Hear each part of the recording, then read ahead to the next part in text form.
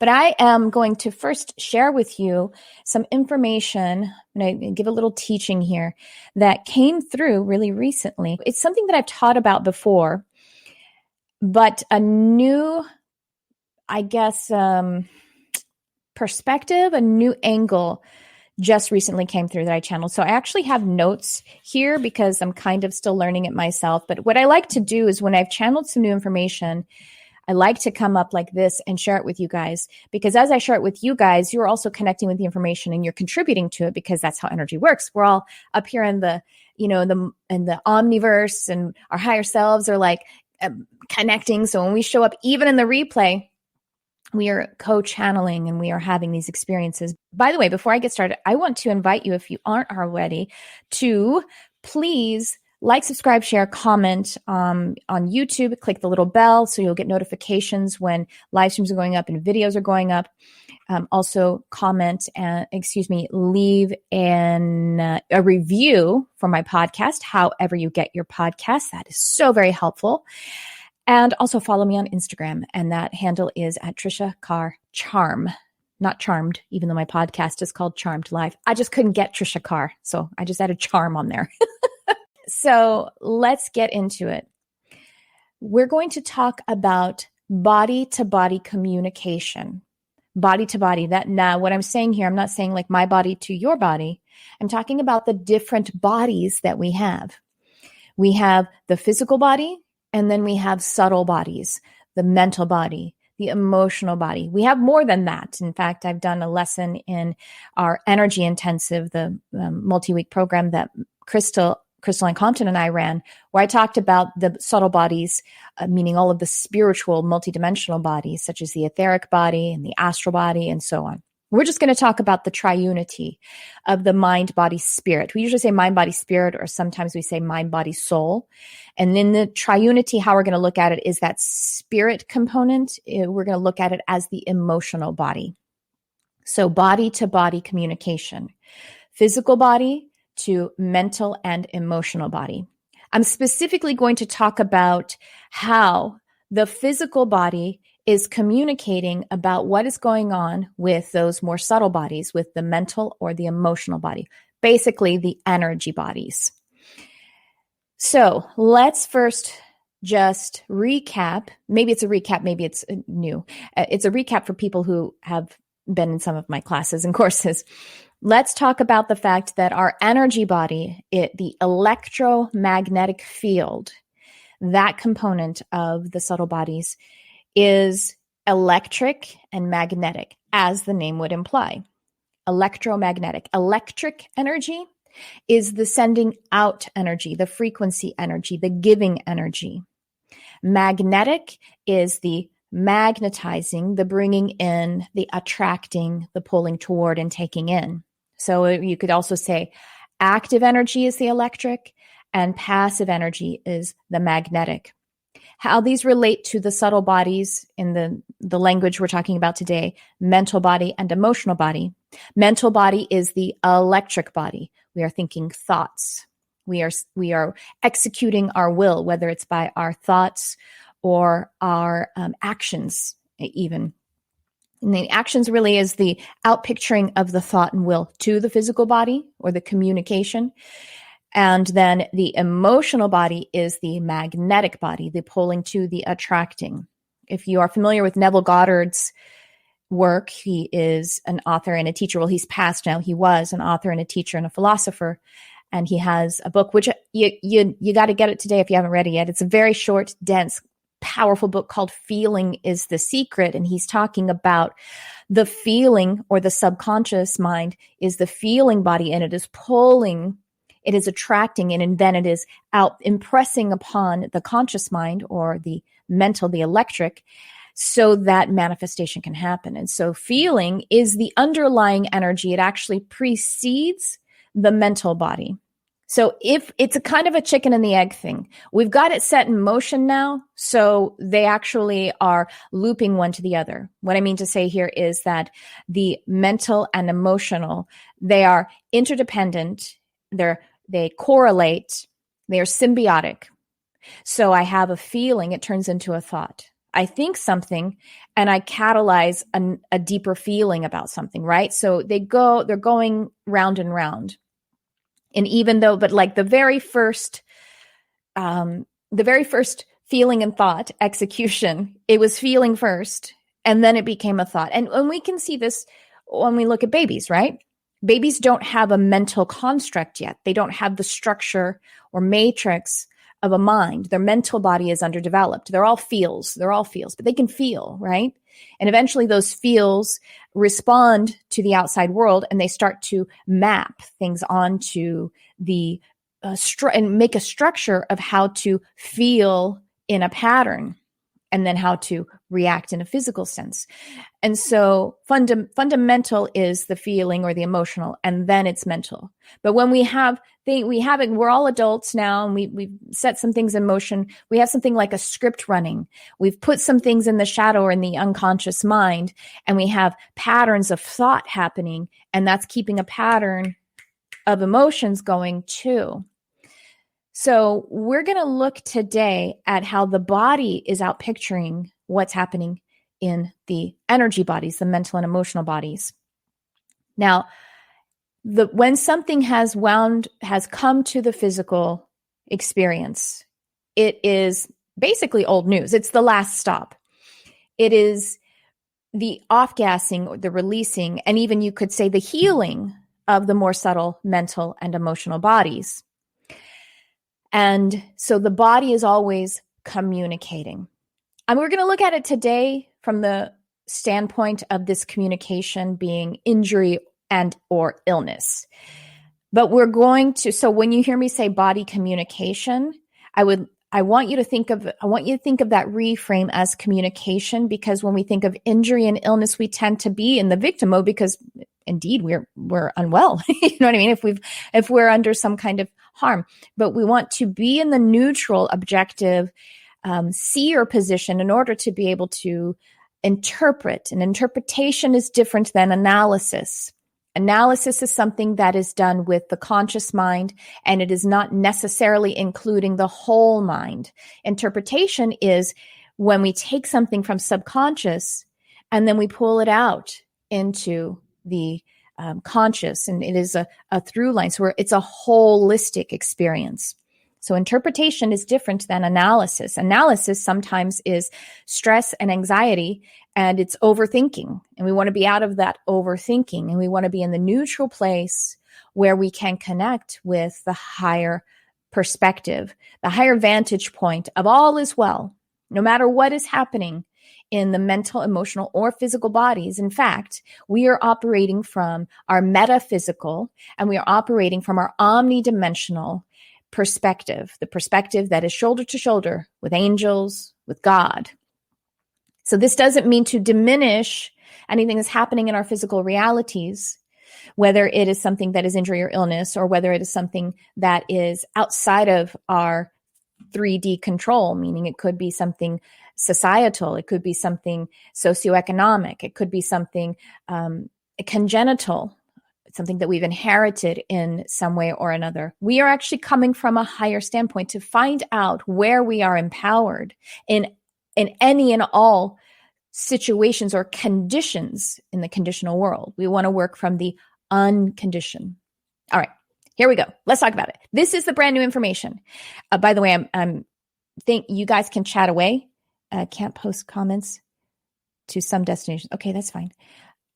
I don't know why. So it's giving me a message that I can't post to some destinations. So if some of you don't see my comments, sorry about that. Anyway, back to the jam. So let's get into the brand new information that came through. And I'll tell you, the way that this came through for me was because I was dealing with a physical issue. Well, more than one physical issue. It was like a whole a domino effect from one thing to another thing to another thing. And finally it wound up with the least part of it. I had this terrible, and I'm still healing it, an injury, but I didn't turn in a way, and it was like sudden, but it showed up. So it is acute. And it's, in the spine, up in the upper spine here, and it affected my shoulder and it really affected my neck. And it was really, really painful and it was pinching nerves and stuff. And so I've got a lot of it worked out. I've been rehabbing it and I'm on the mend. But as I was dealing with that and being in the most neutral, I had many days and a great opportunity to just be with the communication. And so I plugged in to some part of my spirit team and they channeled some information which is new to me. And this is the new part. So when we have something going on, I'm going to start with the new stuff. We're going to break it down a little bit, but I want you to hear, I want you to listen, and I want you to listen with your heart. And if you want to take notes, you might find this to be beneficial. At some point, I imagine this will wind up in a class. Okay. The new information is that when we have communication, or we can say injury or illness, we're calling communication from the physical body that is showing up in the structural body or in the tissues. The structural body, when I say tissues, I mean, I know organs are tissues, but I'm talking more about muscles and, when the skeletal system and the structure of the body is being affected. And this could be joints as well. This is the electric energy, or it is the mental body that is communicating. So this could be as in those scripts that we're running. It can be beliefs, thought habits, thought patterns, and it can also be as much as what we're thinking about and whether we are physically acting upon it. And the physical action can mean like physically moving and doing things, taking steps towards something or not, whether we are moving too much towards something or we're inhibiting ourselves from moving forward, but it also is the execution of it so far as speaking, because that's a physical manifestation as well. Pardon me while I have my notes up here, but I want to make sure I kind of get the information out. So once again, structural issues are the electric or the mental body.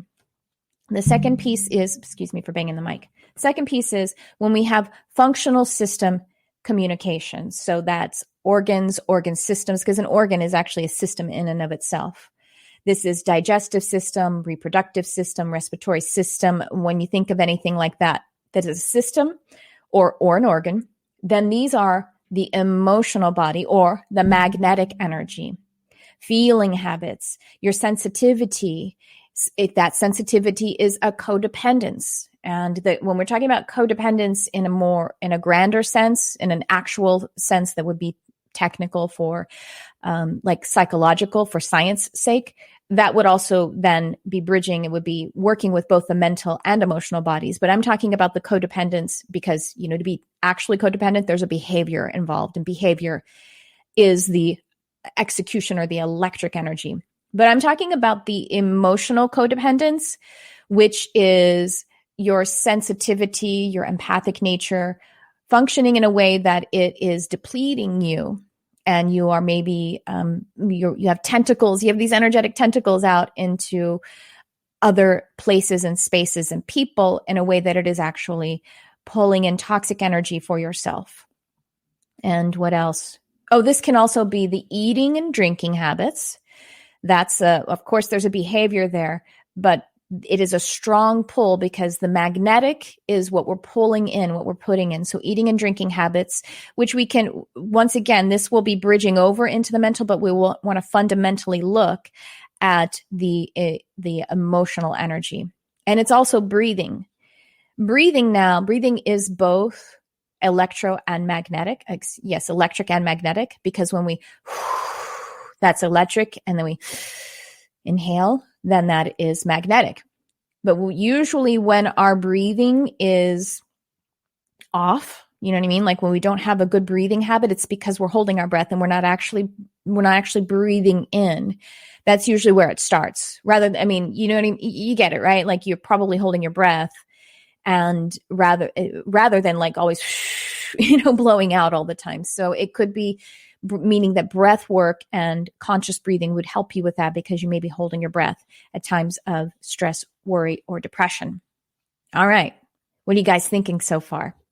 I'm just going to give you a few more tips about this, and then we're going to move into the reading. So let's just talk about the fact that this communication, it is all, once again, it is correlated, it is interdependent, the mental and the emotional, because the emotions then stoke thoughts, and thoughts then create more feelings. We're always responding in that looping way. Inflammation happens in all parts of the physical body. And so inflammation is basically an overload. It means that there is too much of something going on. It's more widespread and generalized than saying it has to do with the mental or the emotional. It actually it is the fire that is fueling the communication from the body.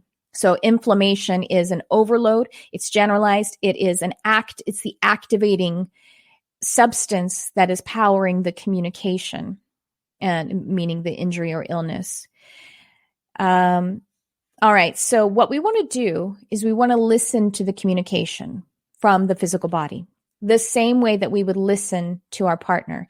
When you're having an argument with someone, when you're having a hard discussion with someone, and you're both activated, or one or both of you are activated, there's not much function happening, right? The conversation isn't really working. If it's like, well, no, you did this. Well, you made me feel this way. Well, when you did that, then all we're doing is kind of hurting each other. We're just like smacking at each other. You know what I mean? And we're smacking ourselves a little bit too. And it's not really working. When we get a little bit tired of doing that and we cool our jets, or if let's say we get activated and we decide not to communicate with someone when we're in a reactive state, but we get calm and we get neutral, and then we come, and sometimes people wind up in counseling because they need an arbitrator to be there to say, let's be neutral, let's be kind, let's be open, let's listen. Then we need to hold that space from a neutral place. So if the body is giving us a communication, then we listen to it as a neutral partner, in the way my body was telling me, you are thinking that something is a pain in your neck. You are thinking that there is something that is too great to bear, a burden that is too great to bear. And yet you chose it. So there is some kind of miscommunication going on between me and me. My body is showing me I have too much, I have an overload because of the inflammation of a thought energy. And then, of course, as I go into those thoughts, I get deeper into the feeling state that is beneath it. But my portal to it is the mental body. That's what it was showing me. All right, let's see. Looking at my notes here. All right, a couple other little tips here. Weight gain, some of you may be thinking about. Weight gain is fundamentally the emotional body, and secondarily the mental body.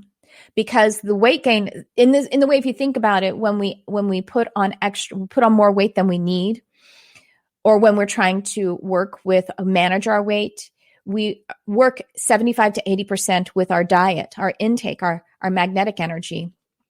And then we work 20 to 25% with our movement practice, which is our electric energy. That's how we manage our weight. It is mostly about diet. It's mostly about intake.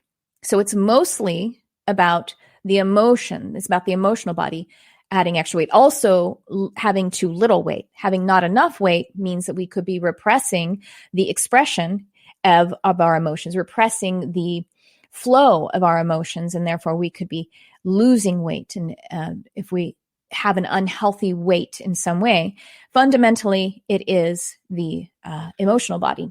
Secondarily, it gets to the mental body because, well, think about it. We could start to get structural issues if we are holding too much weight, or if we have too little weight because we're not strong enough then, and we could have injury. And then, of course, it can affect the way that we think about ourselves, the way that we esteem ourselves.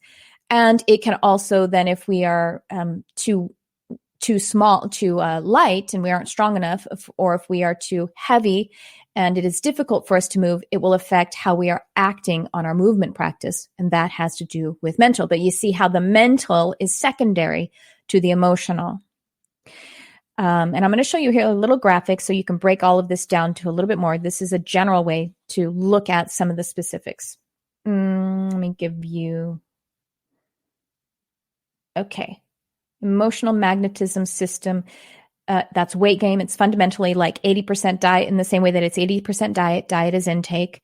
And then it affects emotions. It inhibits or affects the physical movements, self-thought and image. It can cause structural issues like joints and muscle atrophy. All right, I'm just looking at here. Okay, I'm going to give you I have a couple of examples. I gave you one of my own, which was the shoulder issue. I also have had issues in my reproductive system. I have endometriosis, and I'm working on healing that right now. But that's been like a very prolonged, like something that you usually begin, like the disease begins in the teens or 20s, like pretty much, when your reproductive system kicks off. But it's a progressive disease, and unless there's some kind of intervention. And so that is all to do with feeling, like an overproduction of feelings or a sending out of feelings being in places they're not meant to be, because that's what endometriosis is that endometrium is not where it's supposed to be. It's supposed to be inside the uterus, but it's now gone all over the place and all over inside the body. So I for a long time didn't know how to be a healthy empath. I had my feelings trajecting all over the place. And so that reproductive system issue that I had, the communication, like endometrium being sent out all the places that it's not meant to be, my emotions, my feelings being sent out all the places that are not in the highest good for me. That is the communication from my body. Now, there are some other things I'm just going to address right now, and this is not a full in-depth lesson, but some people may be wondering about things like cancer or degeneration of something or congenital stuff. So cancer, I don't want to, definitely you all know I'm not a doctor, right? This is all anecdotal. It's all philosophical. It's spiritual. It's from the higher perspective. What cancer seems to be, if we want to look at the metaphor of like a computer, it's when there is a coding anomaly or error. Anomaly would be a way to reframe error. So we're just going to leave that at that. And so once again, you can look at how the cancer is expressing itself, because it could be in a bone or a tissue, or it could be in an organ system, so on and so forth. I'm not going to talk too much about that. I'm not an expert in it, and I didn't channel a lot of information on it. I just wanted to offer it with love, with compassion for all of us, and see if it is in some way, once again, all of this is offered as a way for us to feel empowered. Okay, another thing like degeneration. I had a congenital issue with my eyes, meaning I was just kind of born with really poor lenses in my eyeballs. And so I had very poor eyesight. I also had things like astigmatism and farsightedness, just the eyeball shape. But my lenses, I couldn't, they started clouding over even as early as like when I was a teenager. And by the time I was about 30, I was legally blind. By the time I was 38, I was legally blind. And I had to get a few eye surgeries in order to basically cataract surgery, but it wasn't the same that we get when we're, more advanced in age than that. It was something that was congenital, that just my eyes were, not, they didn't work. So this is a hardware, like again, looking at the computer, this is, when you think about the word degeneration, it is the hardware. And if you could upgrade it like I did with my eyes, that would be great. So sometimes we may need an intervention of surgery if it's something that can be supported by our technology. I am an advocate for medicine as well as holistic therapies. I think that all of these things are one and the same. So, for example, to go on a slight tangent, but if there is something like, is there a mental concern or issue or a mood disturbance, or is there a spiritual disturbance? It's both and just which one will be the best way to help at that time, which is the best to intervene. Is it prayer and energy work? Is it supplements? Is it movement practice? Is it all things holistic? Or is it the technology of medicine? I think, and maybe it's both. Maybe they both work together. So I definitely am not a person who thinks that we don't benefit by the technology of Western medicine, because it is just that, it is a technology. And none of us here are free of technology in our lifestyle. because we're right here on technology, right? So the balance of our life might also need sometimes a technological intervention. All right. I think that's about it. Oh, no, I've got a couple more tips here. So what we want to make sure that we are listening to the communication from a place of non-judgment. So we want to be loving, compassionate listener to the communication from the expanded awareness, from the awakened awareness, from multidimensional awareness. And this is the same as, like I said, in any relationship, we want to not be in a triggered or reactive state, judgmental or competitive in some way, or victimhood. Now, it's okay we are victims sometimes, again, in the 3D world, in the conditional world. But we want to, in order to be able to utilize what is available to us from the spiritual perspective, we want to be as awakened and ascended from that in order to utilize this. Because we want to be in a place of listening rather than defending and or arguing. So sometimes we take the communication as an opportunity to be a victim, and we can do that at any time. When I was dealing with this neck thing, it was almost healed after about 3 days. And then it was like 3/4 of the way through the day. And then I, boom, had a thought that was pain in the neck, too big of a burden. And it went wrench, and it like doubled in its pain and lasted twice as long. But I was a victim in that moment, and the communication had to show up again for me twice as loud. All right. So a couple more tips. Skin. What is skin about? Skin is when skin communication comes through. If it's a rash, it's emotional. That's the fundamental. It's the magnetic energy. If it's an injury, then it's mental. So if you get like a cut or something on your skin, then that would be a mental, that is a thought energy. And remember that skin is the largest organ of the body. So it is the largest system. So that's why it's probably, if we have some kind of skin expression, then it's about the about the emotional body. But if we have an injury that's coming from the outside in kind of thing, then that's probably more on the mental subtle body communication. Okay, so muscles in general, straining a muscle, this is the mental energy or the electric energy. Side note, this could be catalyzed by a longer standing emotional communication like mine was. I had an emotional communication going on, and because I wasn't addressing it, the feeling habit became a thought habit, and then I got my little shoulder injury. All right, so I'm going to show you a little graphic here, and then we're going to do some readings.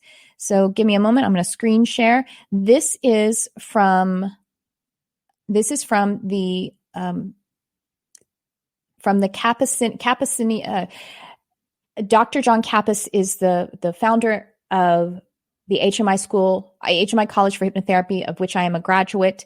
Dr. Kappas founded the school. He has passed now, and he created what is called Kappasian body syndrome theory. Now, it's similar to looking at symptoms in the body as we do with the chakra system. And so this is just, I'm going to give you a quick little flash of a graphic. Body syndrome. This is Kappasian body syndrome. So you see the top little triangle there. That is issues that have to do with that triangle. So from the head, around the shoulders, and down a little bit to the chest. It's called crying syndrome, and it is the inability to make a decision or express verbally. So for me, I had an issue right here. And it's also, so this is generalized, but you can just look at what the metaphor would be and have that communication. So I was unable to express between me and me what I was being frustrated about. And then that's how that happened. So right there in the middle. So mine was kind of, it lapped, what do I want to say? It like kind of crossed over to the responsibility syndrome too, because it was a little bit lower in my back. And shouldering responsibility or carrying the weight of the world on the shoulders. And that's what the communication was. I have too much to carry. And it was like the vertebrae that were down into that area, literally. Then the next section, so yeah, I'll go with the next one, is basically in the pelvic region. And this is the guilt/sexual frustration syndrome. And this is guilt about anything sexual or creative. And that kind of frustration, sexual, creative, feeling, sensuality, all of that. Excuse me while I turn off the WhatsApp so it doesn't make any more sound. And then the next one, we have the arms here with the yellowy golden kind of. This is the fight or reaching syndrome. So we are trying to fight something off, or we're reaching and grasping. This is the need to fight off people or situations, or that something is out of reach. And then at the bottom there with our legs and feetsies, flight syndrome, running away from a problem, fear, or situation. That is body-to-body communication. I hope that you can take this information into your prayer and meditation closet and come back into communion with the energy and the physical body. Be in gratitude that the physical body is off-gassing, is healing the energy, is communicating lovingly and showing us everything that we need to come into alignment.